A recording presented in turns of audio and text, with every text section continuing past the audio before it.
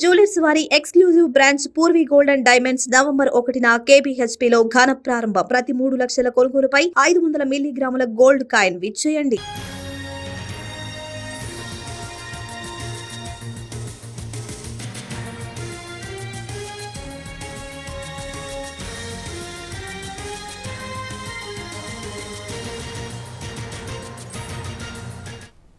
Telangana cabinet విస్తరణకు ముహూర్తం fix అయింది.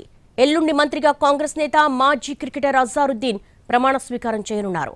ఇటీవల గవర్నర్ కోటాలో ఎమ్మెల్సీగా ప్రతిపాదనలు కూడా పంపింది సర్కార్.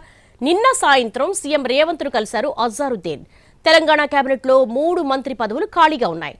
అజారుద్దీన్ చేరికతో మరో 2 మంత్రి పదవులు ఖాళీగా ఉన్నాయి. నిన్న సాయంత్రం సీఎం రేవంత్ రెడ్డిని కలిశారు అజారుద్దీన్.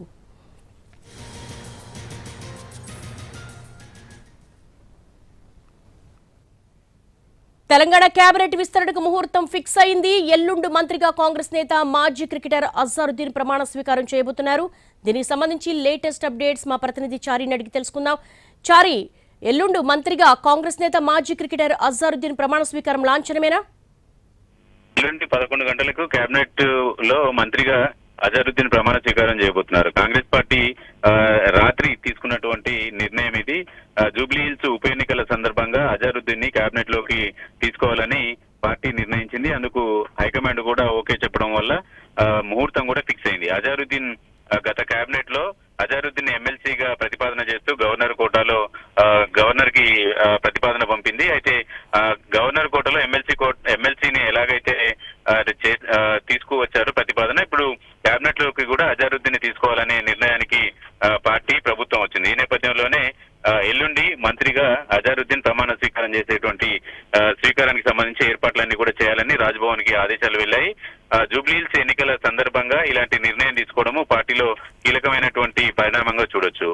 జూబ్లీహిల్స్ నియోజకవర్గంలో సుమారు 1,00,000 ఓట్లకు పైగా మైనార్టీల ఓటు బ్యాంకు ఉన్నటువంటి నేపథ్యంలో సాధారణ ఎన్నికలు కావచ్చు, అలాగే పార్లమెంట్ ఎన్నికల్లో కూడా మైనార్టీ సామాజిక వర్గం అంతా కూడా కాంగ్రెస్ పార్టీకి కొంత అండగా నిలబడినటువంటి పరిస్థితి. ఈ నేపథ్యంలో గడిచిన కొన్ని రోజులుగా మైనార్టీలకు ప్రాతినిధ్యం లేదనేటువంటి కొంత అసంతృప్తి ఆ వర్గాల నుంచి వస్తున్నటువంటి నేపథ్యంలో జూబ్లీహిల్స్ ఉప ఎన్నికల సందర్భంగా అధిష్టానం ఈ నిర్ణయం తీసుకున్నట్టు తెలిసింది. అందుకు ప్రమాణ స్వీకారానికి సంబంధించి క్లియరెన్స్ కూడా వచ్చింది. మొత్తం కేబినెట్ లో 3 మంత్రి పదవులు ఖాళీగా ఉన్నాయి. దాంట్లో ప్రస్తుతం మైనార్టీ కోటా నుంచి అజారుద్దీన్ ని భర్తీ చేయడం వల్ల మరో 2 మంత్రి పదవులు ఖాళీగా ఉన్నటువంటి పరిస్థితి. అజారుద్దీన్ ప్రమాణ స్వీకారం ఎల్లుండిగా నిర్ణయించింది కాబట్టి అజారుద్దీన్ కి ఏ శాఖ ఇస్తారు ఏంటి అనేటువంటి ప్రస్తావన కూడా పెద్దగా చర్చించేటువంటి అవకాశం ఉంది. ఎందుకంటే మైనార్టీ వెల్ఫేర్ కి సంబంధించినటువంటి శాఖనిచ్చేటువంటి అవకాశం ఉంది. ప్రస్తుతం ఉన్నటువంటి పరిస్థితుల్లో అజారుద్దీన్ ని అనివార్యంగా కేబినెట్ లోకి తీసుకున్నట్టు కనబడుతోంది. చారి, 3 మంత్రి పదవులు ఖాళీగా ఉన్నాయి. అందులో ఒకటి అజారుద్దీన్ కి కేబినెట్ లోకి తీసుకుంటే మిగిలిన 2 పరిస్థితి ఏంటి? ప్రస్తుతం ఉన్నటువంటి పరిస్థితికి అనుగుణంగా కాంగ్రెస్ పార్టీ ఒక వ్యూహాత్మకంగా ఎత్తుగడను వేసింది. జూబ్లీహిల్స్ ఉప ఎన్నికల సందర్భంగా పార్టీ మీద కూడా ప్రెషర్ వచ్చినటువంటి నేపథ్యంలో ఎట్లాగూ కేబినెట్ లో 3 మంత్రి పదవులు ఖాళీగా ఉన్నాయి కాబట్టి ఆ 3 ఒకటి అజారుద్దీన్ తో ఫిల్ చేశారు. ఇక మిగిలిన 2 మంత్రి పదవులకు సంబంధించినటువంటి భర్తీ మీదనే ఇప్పుడు అన్ని రకాలుగా చర్చ జరుగుతుంది. మనకున్నటువంటి సమాచారం ప్రకారం డిసెంబర్ తర్వాత ఈ 2 మంత్రి పదవులకు సంబంధించినటువంటి భర్తీకి సంబంధించినటువంటి నిర్ణయం కూడా తీసుకునేటువంటి అవకాశం ఉంటుంది.